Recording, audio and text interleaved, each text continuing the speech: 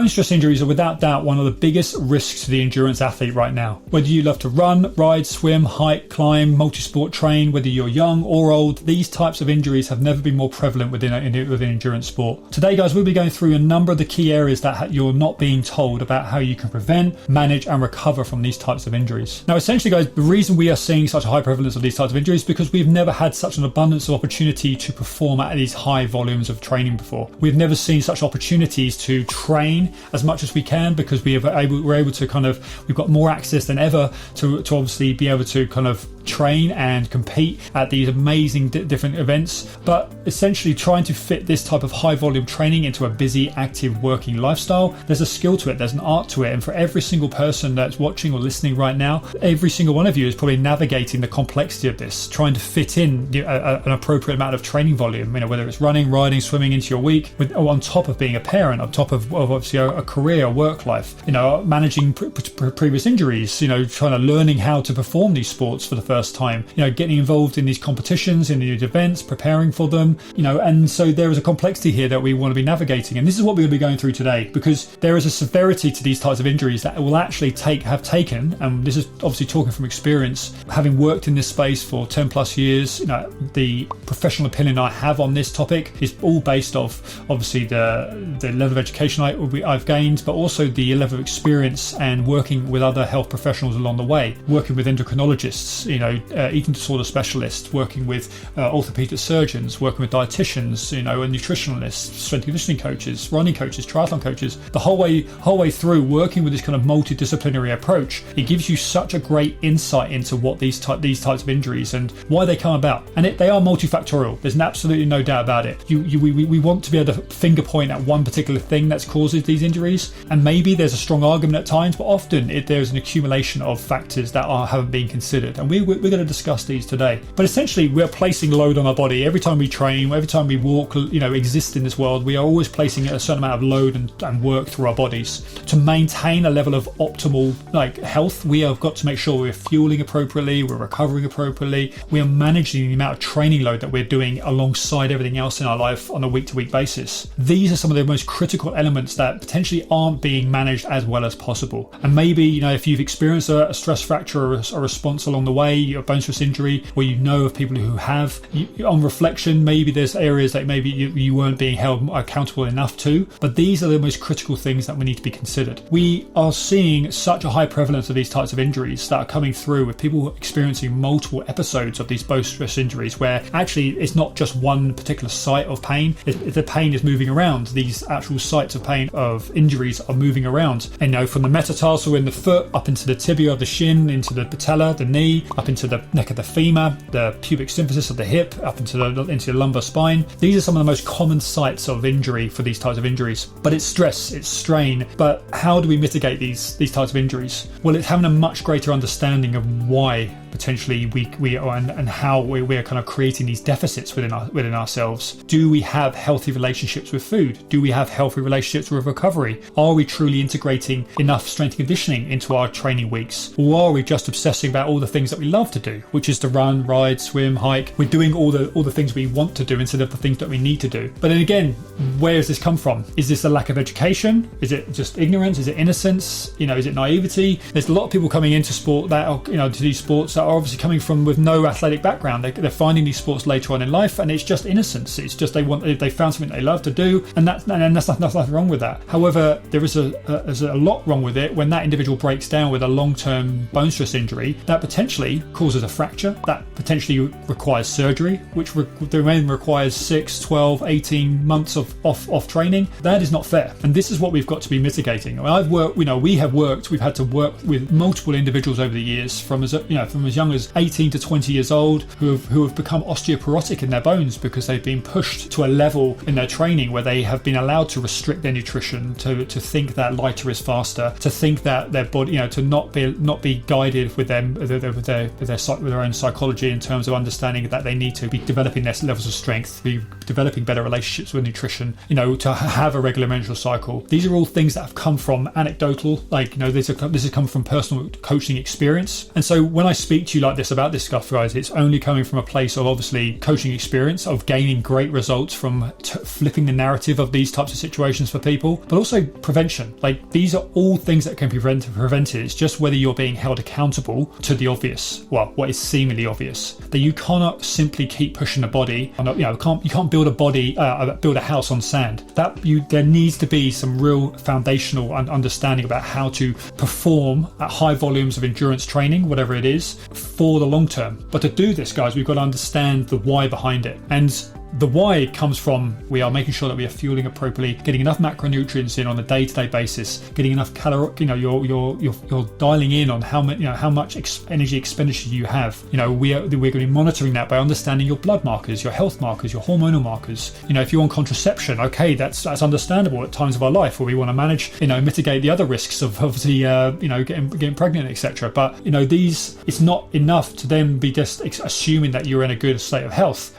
From personal experience, myself and my wife, Polly was on contraception for 10 plus years, training full time. And then when we wanted to conceive, come off the pill, etc., we struggled for a long time to understand that actually Polly had been operating in an energy deficit for a long period of time. And actually, coincidentally, she picked up a stress fracture in her foot a couple of years prior to that. She had IBS issues. She had Raynaud's, struggled with kind of blood flow to her extremities. But these are all signs of poor energy availability. But again, contributing factors to why people struggle with these types of injuries, because your body simply has been trying to sustain a high volume, high intensity training program, a lifestyle, on not enough. Not enough of what? A lot. In terms of nutrition, in terms of recovery, in terms of deloading your mind. There's a lot of things there's a lot of external stresses. But we've got to have this much greater understanding, because we can talk about the science all day long.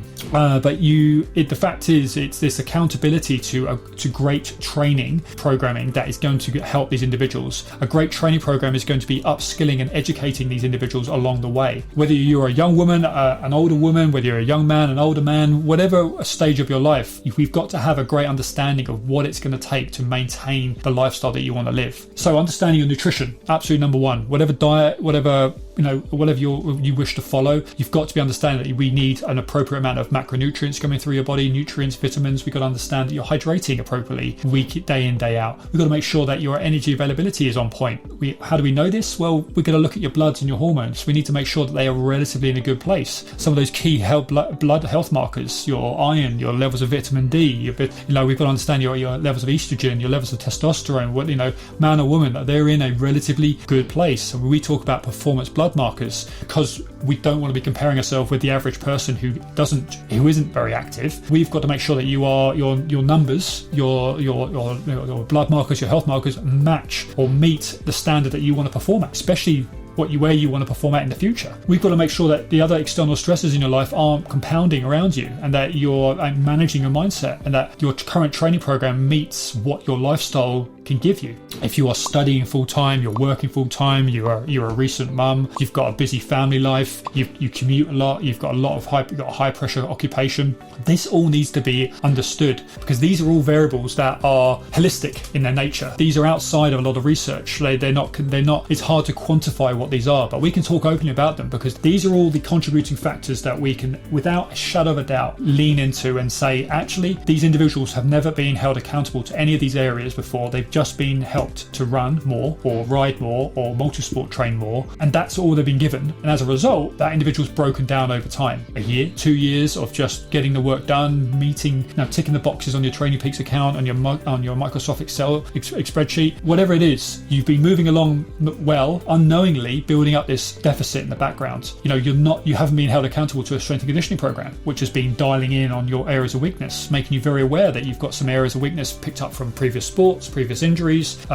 Maybe again you've come into the sport later on in life. There's areas that we need to be working on. But the compounding one-dimensional nature of being on the bike, in the water, and potentially on the run, you've got away with it for a time. But those weaknesses have built up and built up and built up, and your body's compensated to a point where then you've overloaded a key area. And then when we think about it, actually those patterns that have emerged within these bone stress injuries, where metatarsal, shin, knee, hip, lower back. These are all compounding areas where your body, they're literally stress points where you've overloaded it, or it's been an area of weakness, or it's just been random, but it's not random because you haven't been fueling appropriately, haven't been recovering properly. So these are the key areas, guys, that we have to be dialing in on if we want to be mitigating and preventing these types of injuries. And this is the type of education we want to be seeing coming from the top down, from the grassroots up. This is the level of education we want every single coach, every single athlete to understand. This is certainly something that we really champion at SFE. We talk about it all the time because you can have the best program in the world, you can have the fanciest training app, all the bells and whistles when it comes to the exercise videos and everything else, and the prescription.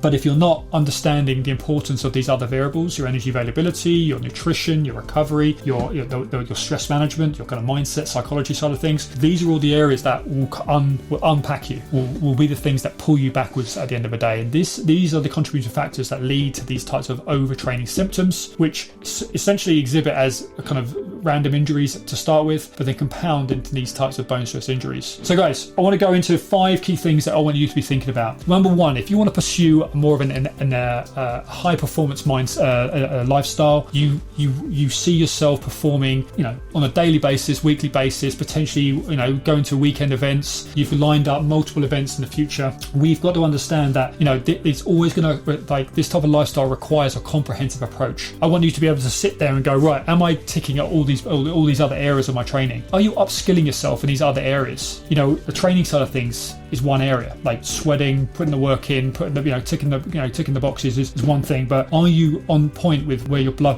physiology is right now, your blood markers, your health markers? Do you understand what your nutrition requirements are, what they need to be? Do you have a regular menstrual cycle? Is your testosterone in the right place at the moment, like in terms of who you are, where you are in your life right now?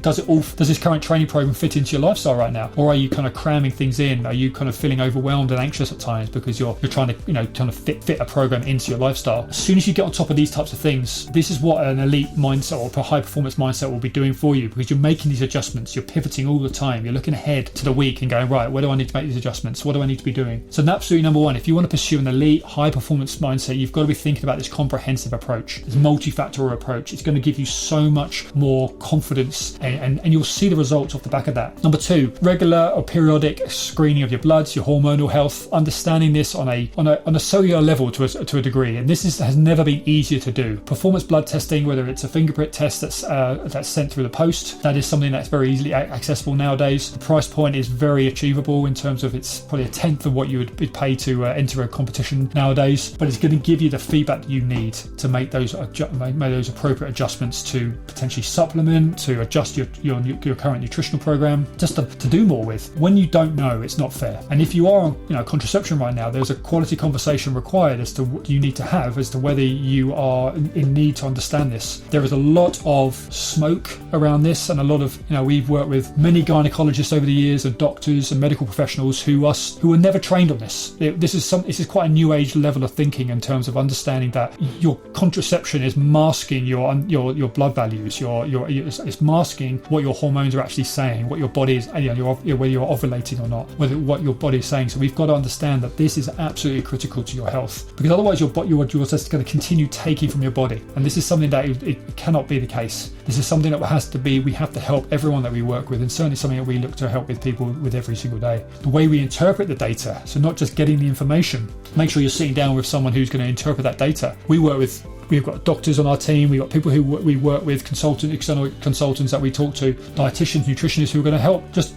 build out a logical nutrition plan for that person where, it's nothing fancy. It's just, hey, you need to eat a bit more of this, you need to eat a bit more of that. But essentially it's giving that person a lot more confidence as to what they need to be doing. So understanding your hormonal health at different phases of our life, it's the lowest hanging fruit, and it's never been easy to do. It doesn't need to be overthought. You can literally Google it right now and you'll be able to find some great avenues. We work with a company called MediCheck. We work with people in the US, America, Australia, everywhere in terms of helping people facilitate this. But I can't tell you how important this is for like flipping your health and preventing these types of injuries, because if there is a deficit in some of these numbers, it will contribute to your bone health essentially. Number 3, having a healthy relationship with your nutrition and recovery. Again, a very complex topic that is often skirted, that isn't kind of met head on sometimes by coaches, by trainers, by yourself looking at yourself in the mirror sometimes. There's restrictive behaviors that we are all aware of, potentially of ourselves and with other people around us.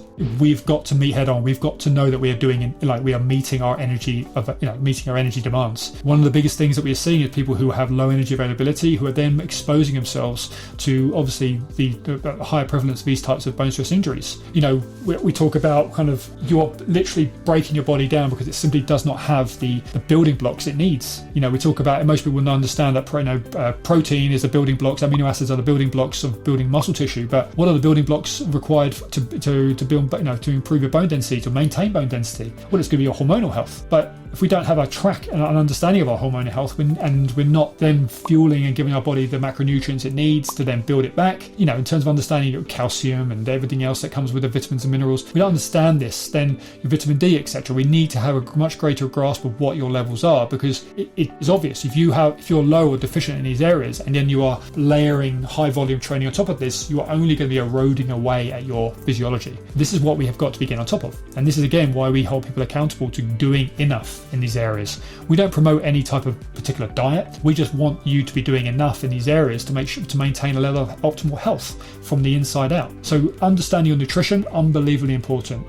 Being held accountable, and we're not calorie counting, but it was certainly going to be asking you to understand what you need and whether you're meeting those demands, and we've got to hold you accountable. If your weight fluctuates, if your weight drops significantly, is there a justification behind that? Are we peaking towards an event, or are we needing to kind of have a quality conversation? But that is the uncomfortable conversation that a lot of people don't have, but that is the level of accountability that some of us need. It takes a level of experience and discomfort as a coach, speaking from personal experience. That is the hard work sometimes. Recovery. It's like an ongoing joke when you talk to people about their relationship with recovery. Oh no, I train 6-7 days a week. I've got to. But then you talk to them, you realise that actually they're also working. They're also a parent. They're commuting as well. It's amazing what the body can tolerate. The logic is lacking from that type of mindset, because although we live in a culture where we can seemingly just keep pushing, can we?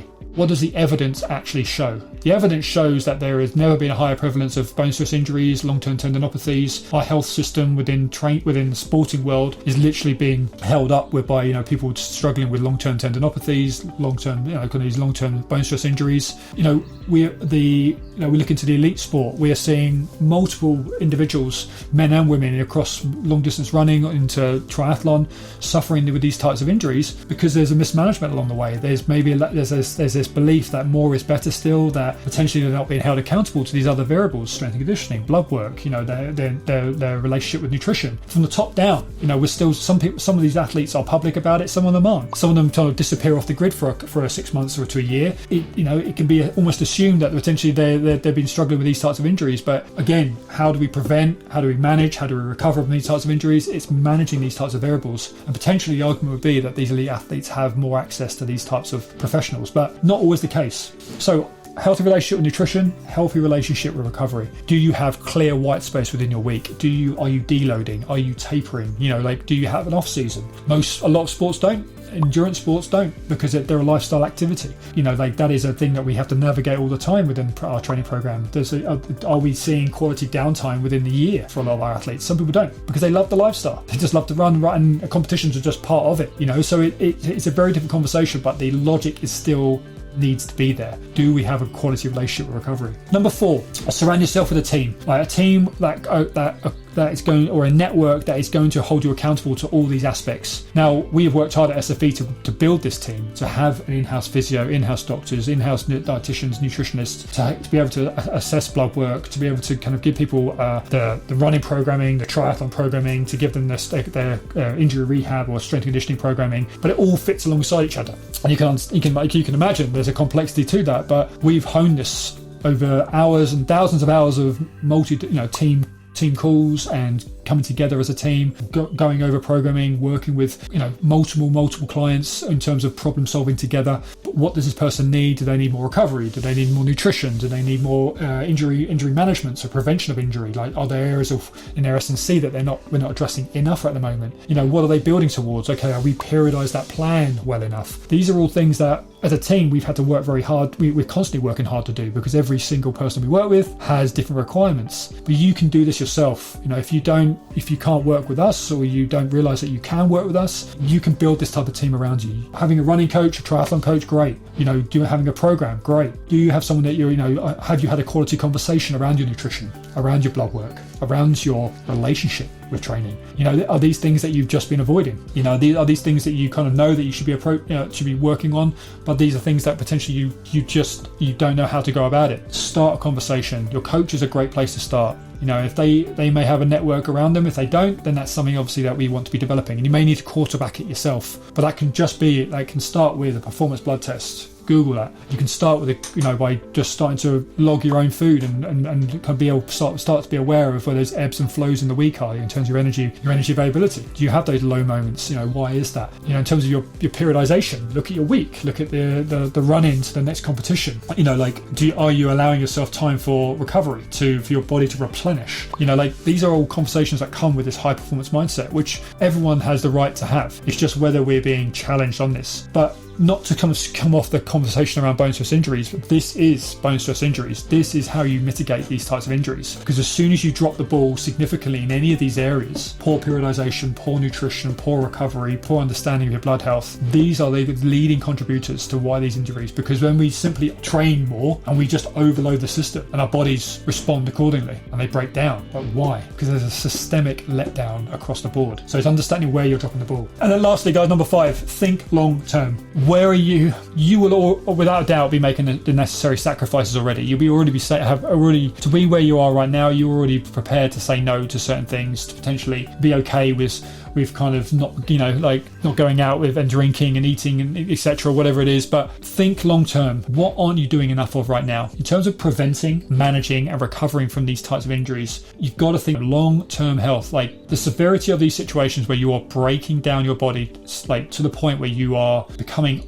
osteopenic, osteoporotic. You have a T-score. If you've ever had a bone density a scan, which is something that all of us can have the opportunity to do. A healthy score is -1 and above. If you're osteopenic, you're going to be in that range of -1 to -2.5, I believe it is. And anything below -2.5, whether it's the lumbar or in the neck of the femur, we're looking at becoming osteoporotic. This is something that may come with becoming with old age, but it certainly shouldn't. It shouldn't be something that we are facing in our early ages. But it's a sign that we are putting extensive load and excessive work through our body. It's not to say we can't do that type of work. It's more the fact that we need to be doing everything we can, and we have a lot of knowledge nowadays to be able to prevent this. It's just whether we are being held accountable to it. We need to fuel appropriately, we need to recover appropriately, we need to integrate appropriate S&C into our lifestyle. Why? So we don't have any obvious weaknesses, so we can operate relatively balanced from day to day. We are integrating your training appropriately into your week in, week out. These are the absolute lowest hanging fruit. These are the variables that we've got to be considering if we want to mitigate the scariest type of injury that we are seeing now within endurance sport. And again, it's something that isn't being talked about enough, and it has to be, guys. It really, really has to be, because these are all preventable, but it comes with hard conversations with yourself, with you and your coach. And this is where a lot of programming is lacking, and this is why we have to have this awareness of what is available to us and what do we personally need. What do you need to achieve what you want to achieve? What do you need to be more held accountable to? And everyone needs something different. Some people already have a strong handle on this because of their education, because of their understanding, potentially from some of their own personal network that they've created. A lot of us it's not fair that we're going into this naive, without innocent, and then they're getting the very thing they love taken away from them. That is what we have to see and witness, and it's not fair. And this is what we champion at SFE more than anything else, is that we are looking to make sure that you can keep doing the things that you love. Not to sound corny, but that is the truth of it. Everyone has the right to have an active lifestyle, but then to have that taken away from them because they've been overtrained, haven't been held accountable to certain areas, you are not being held accountable enough yourself, and myself included. I need to be held accountable to recovering enough and eating enough and etc., because it's just what we all need at times. But it can all be helped and assisted by the level of education and understanding from the start, and this is what we've got to work better at, guys. So guys, I hope this was useful today. It's a huge topic, but the the scary conversation is that we are seeing a steady increase in these types of injuries, and there is still a confusion as to why they happen, and people still kind of lean into silly reasons, where actually the reasons are right in front of us. It's just whether the structure, the education, the accountability that we all need is in place, or are we just doing a lot more of the things that we want to do: run, ride, swim, hike, climb, event to event, doing all the things we want to do, and then having to then face the consequences of that mindset, which is that we haven't been held accountable to all those other areas that we need to be focusing on, as well as just to maintain a good, healthy lifestyle and a good, healthy relationship with our bodies and our performance. So, guys, I hope that was useful. As always, reach out, let us know if anything there is we want to talk more into any of this. And guys, as always, keep doing what you love, and I'll speak to you soon.